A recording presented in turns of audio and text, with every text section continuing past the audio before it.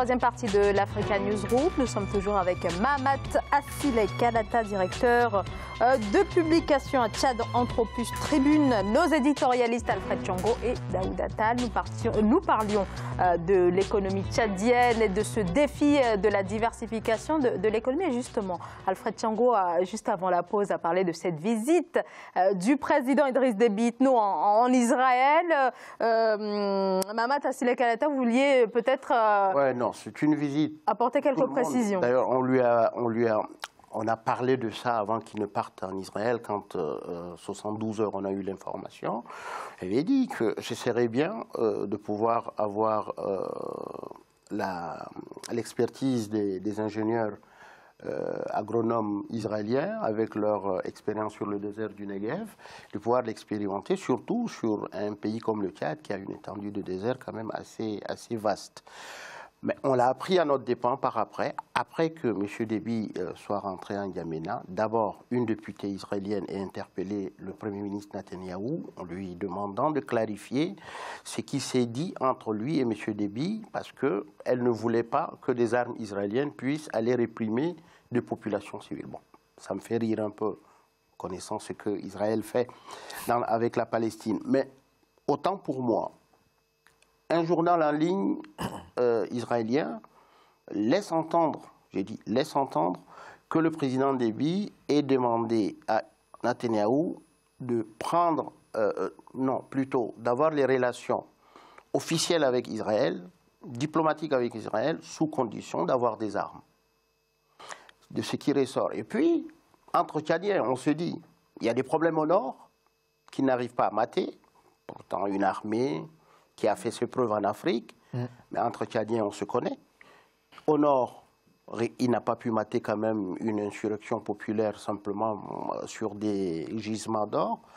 Et, comme par hasard, il veut demander du matériel militaire. Donc il n'y avait pas du tout de portée économique à cette visite. Il n'y a pas un aspect économique, il n'y a pas un compte rendu, il n'y a pas un communiqué final qui a sanctionné la rencontre entre les deux hommes pour que les Tchadiens puissent savoir clairement leur président est parti faire quoi, demander quoi, en dehors de l'aspect reprise des relations diplomatiques, visite de lieux historiques et puis pour vous, la question économique n'est pas prioritaire, n'est pas dans l'agenda du gouvernement pour chaque Tchadien.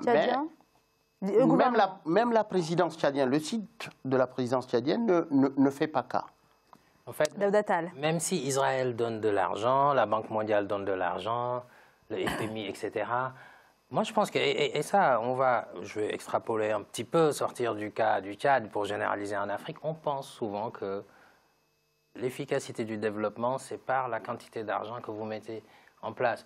Vous regardez les informations dans les pays africains, souvent c'est on a signé un contrat avec tel bailleur de fonds, donc contrat de tant de milliards pour développer tel. Vous revenez 5 ans plus tard, 10 ans plus tard, rien. C'est pas le développement, c'est pas seulement un état de manque. Donc c'est pas la capacité finalement pour un État à mobiliser les bailleurs de fonds. C'est les stratégies à mettre en œuvre. Par exemple, bon, aujourd'hui, pour revenir sur l'agriculture, le Tchad a sans doute des avantages comparatifs par rapport à son relief, son climat, peut développer un certain nombre de cultures qui sont adaptées, sur lesquelles il peut avoir un avantage vis-à-vis des autres. Parce que le problème réel, parce que là, l'agriculture et l'élevage sont liés au Tchad, c'est qu'il y a une période de soudure,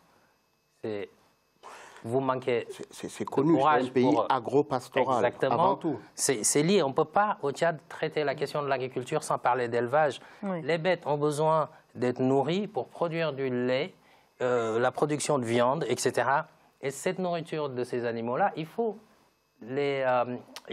cultiver ça également, sinon vous allez l'importer. La malnutrition, parce que les animaux ne produisent pas assez de lait, ne produisent pas assez de viande, les cultures sont pauvres, enfin en termes de quantité, l'insécurité alimentaire vient de là. Donc vous trouvez des solutions dans ces périodes-là où, au lieu de laisser les éleveurs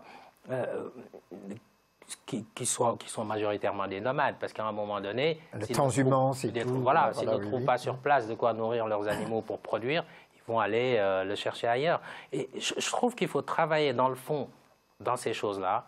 Aller chercher des tracteurs pour les donner à qui, comment? Est-ce qu'il faut produire au plus près des populations, des petites, des micro-entreprises agricoles? Monsieur Tal, vous nous rejoignez encore sur le travail à faire de façon à la base. Voilà, à la base. Mais à la base, c'est là où je vous dis, je ne sais pas si vous êtes d'accord avec moi, on fait des grandes annonces. On fait des grandes annonces avec des objectifs comme 2030 ou je ne sais pas, 2030. C'est ça, voilà, oui. Et en fin de compte, on se retrouve face à un échec. Il faut d'abord, c'est très simple, savoir qu'est-ce qu'on a comme ressources, matériel, humain, etc. Quels sont les cadres qualifiés? Les besoins. Comment il faut faire? Les besoins. Et à partir de là, répartir les choses et aller crescendo. Mais tant qu'on fait des grandes annonces, et après, on est pris par un autre sujet, ça fait 48 heures, 72 heures, ça a fait son effet. Après, on ne revient plus.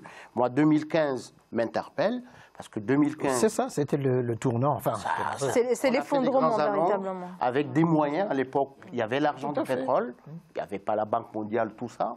Les Tchadiens que vous citez, ils étaient là, mais rien ne s'est fait. Alors, mais là aussi, je crois, les ressources humaines, comme venez de le dire, ça c'est important. C'est-à-dire que dans quelle mesure les Tchadiens eux-mêmes de base, dans quelle mesure, en dehors de l'agriculture familiale, de subsistance que nous connaissons tous en Afrique, etc., est-ce qu'on a formé des jeunes dans les écoles agricoles pour se dire, mais voilà, on va passer à une étape nouvelle de notre agriculture et donc on a besoin des jeunes qui s'impliquent là-dedans. Alors que, comme on le voit, ce n'est pas le propre du Tchad, un peu partout en Afrique, il y a cette fuite de la jeunesse, de la terre vers les villes, où on entre dans l'informel. C'est un grand problème, oui.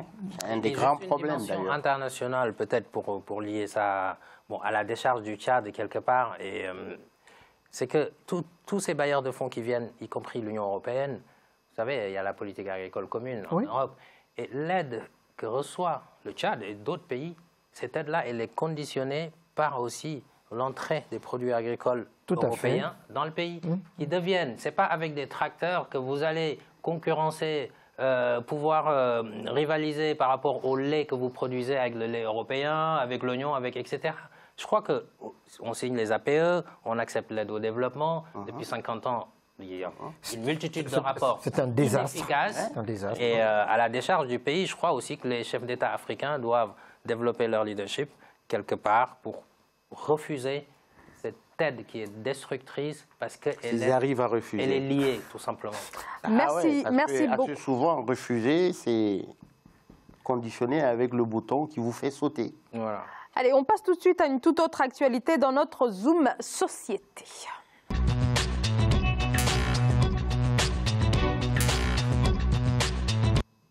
Zoom Société consacré aujourd'hui au défi du logement social en Égypte. En Égypte où la démographie prend plus que jamais des allures de bombe à retardement. Dans la capitale par exemple, on compte aujourd'hui 20 millions d'habitants, 50 000 au kilomètre au carré. La capitale est au bord de l'asphyxie. Se pose alors la question du logement, notamment social, dans ce contexte de surpeuplement. Une question qui se pose d'ailleurs en Égypte depuis plusieurs décennies. Seulement voilà, la politique ne suit pas, les logements manquent et pour y faire face, les constructions illégales ne cessent de se développer. Solène Duplessis. En Égypte, le nombre de bâtiments construits sans permis a augmenté depuis le printemps arabe de 2011. Des constructions illégales qui ont fait perdre près de 35 000 hectares de terres agricoles. Face à cette situation, le gouvernement a lancé une campagne visant à démolir des bâtiments sans permis sur plus de 7 000 hectares de terres. Une mesure qui vient renforcer la loi portant modification de la loi sur l'agriculture. La loi portant modification de la loi sur l'agriculture a été promulguée le 24 janvier 2018. Depuis, 42 cas de construction sans permis sur des terres agricoles ont été enregistrés dans 4 villages de la municipalité et 111 décisions de démolition de bâtiments construits sur des terres agricoles ont été exécutées. Avec une population de près de 100 millions d'habitants, l'Égypte fait face à un défi de surpopulation. Le delta du Nil, l'une des régions les plus densément peuplées du pays, est également sévèrement touché par la construction sans permis sur les terres agricoles. Pour tenter de faire face aux besoins croissants en matière de logement, l'Égypte a lancé une série de projets d'habitation, mais beaucoup sont sous-occupés. En cause notamment les prix trop élevés pour les populations les plus défavorisées. Ils vivent dans des endroits très étroits, ils n'ont pas d'espace chez eux. Ils sont donc obligés d'agrandir. S'ils possèdent un terrain, ils ont recours à la construction pour donner plus d'espace à leurs enfants. Ils n'ont pas d'argent pour augmenter le nombre d'étages dans leur immeuble car la construction coûte cher. Si les sanctions autour des constructions illégales se renforcent, peu d'alternatives sont toutefois proposées aux résidents pour faire face au manque de logement. Le gouvernement a mis en place un programme de logement social pour les familles à faible revenu, mais seuls 2,2% bénéficient aux Égyptiens les plus pauvres.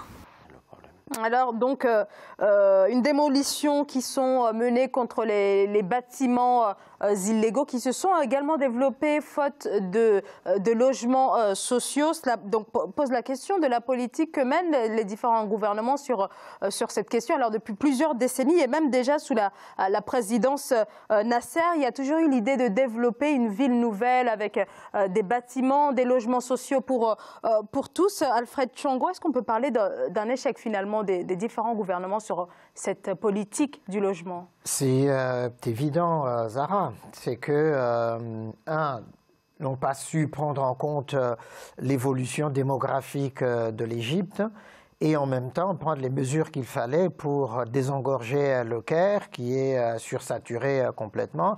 D'ailleurs aujourd'hui, ce qu'on voit, ce qui se passe au Caire, il y a beaucoup d'immeubles qui s'écroulent parce que justement les fondations ne supportent pas les niveaux qui s'ajoutent sur les bâtiments et on a souvent des maisons qui penchent d'un côté, un peu comme la tour des Pises, et puis finalement ça s'écroule. Tout cela, effectivement, parce qu'il y a ce manque d'espace, ce manque de logement social. De l'autre côté, ce qu'on a reproché aussi à tous ces pouvoirs-là, c'est chaque fois, mais là en l'occurrence quand on détruit des habitations qui sont illégalement construites sur des terres agricoles, souvent on l'a dit, mais c'est lié aussi à des questions soit politiques, de soupçons de terrorisme ou des choses comme ça, qu'il y a beaucoup d'illégalité. Il y a justement des ONG des droits humains qui se sont saisis de cette question pour interpeller le gouvernement égyptien actuel, justement, pour dire mais effectivement qu'il y a des abus qui sont commis, mais en même temps, effectivement, s'il n'y a pas des politiques de logement en tant que tel. Ouais. On dit qu'il y a des logements qui sont vides parce que le petit peuple ne peut pas y accéder faute de moyens. À ce moment-là, il faut revoir la politique sociale dans ces sens-là. Daouda Tall ? Oui, tout à fait, je suis d'accord. C'est qu'on importe des concepts, mais on les applique mal. Ce phénomène de logement social, disons que... Mais c'est le cas de beaucoup de pays. Je peux prendre aussi l'exemple du Sénégal. Et vous avez la nouvelle ville de Diamniadio, oui. Avec une nouvelle ville, avec des logements sociaux. Ces logements-là dits sociaux, mais... si vous n'avez pas de travail régulier, donc pas si sociaux que ça. Voilà. Et en Égypte, c'est la même chose. 2,2% de gens qui ont accès. Mais il faut s'adapter, faire des politiques qui soient adaptées au contexte local, aux réalités locales. Je ne sais pas, bâtissez une case, une maison avec des cases et proposer ça à des familles qui, suivant leurs revenus, adaptées à leurs revenus. Plutôt que de bâtir des complexes finalement qui ressemblent à du luxe par rapport aux moyens de la population, l'accès à la propriété sera toujours difficile. Et pendant ce temps-là, vous chassez ces populations des terres, de leurs terres, leurs ancêtres étaient là, etc., pour développer d'autres projets immobiliers, parfois touristiques. Je trouve que c'est scandaleux. C'est pas ça le développement. Moi, je pense qu'il y a un vrai problème de politique d'urbanisation qui n'est pas suivi depuis Nasser jusqu'à maintenant El-Sisi. Et l'autre problème qui gangrène l'Égypte est le problème de corruption.